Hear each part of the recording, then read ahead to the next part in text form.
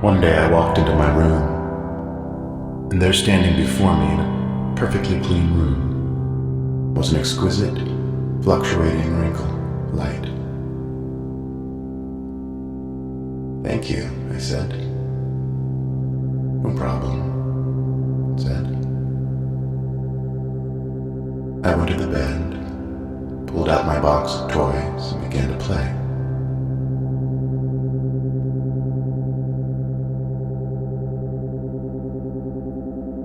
Years later, I met the wrinkle again, this time on a boardwalk at night, quivering and tremulating, then hardly visible at all.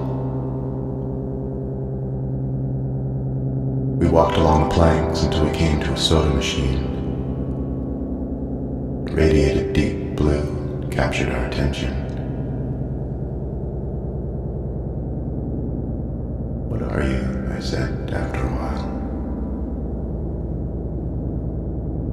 "I am your life force," it said. "Oh."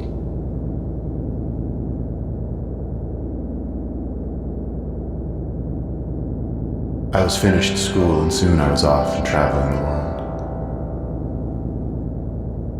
One day I met a girl who said she tended bar at a speakeasy type joint. I went to see her.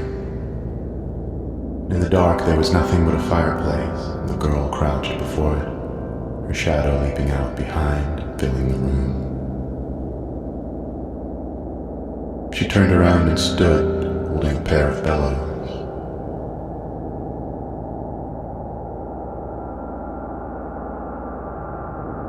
Life force.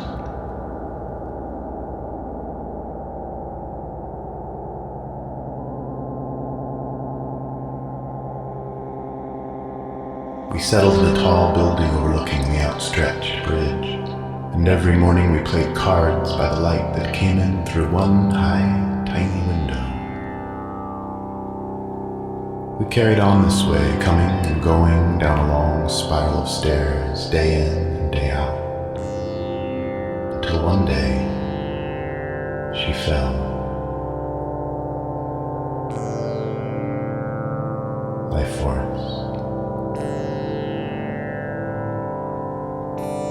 The bellows first appeared in a dream, and then every so often, and then eventually fixed just above my forehead. After about a year, they had gradually moved into my chest, then lower. When I slept, my dreams would be filled with dust that had caught fire in the light from the windows and formed window-shaped god beams. Motes from the bellows, now in my gut, opening and closing, opening and closing, opening and closing. Life force. Life force.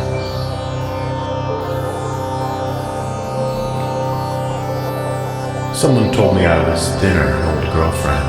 At first I didn't recognize her, but she was walking beside me slowly through the new park by the bridge. We were both walking so slowly that everything else that moved was a blur. We were walking slowly. Everything else was slowly disappearing. Because everything turns out, moves.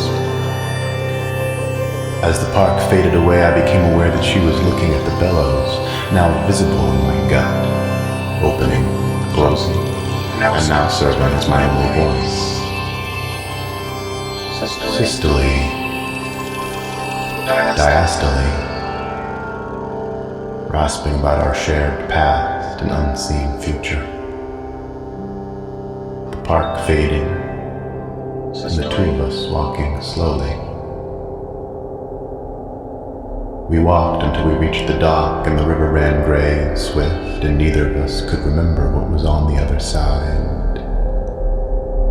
We heard a ferry horn, an eager diesel revving somewhere in the gray, and clouds were heavy fog seemed to have rolled in.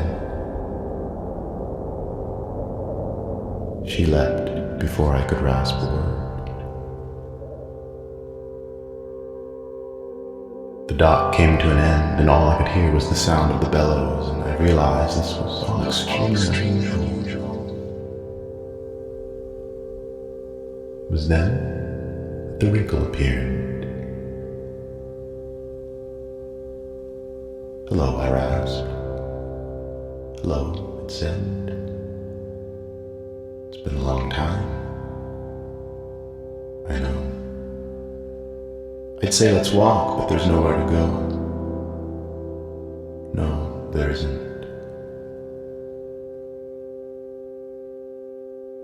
I won't be needing these. No, we won't. I laid them down there on the dock, still opening, closing, and naked in that gray fog, I left.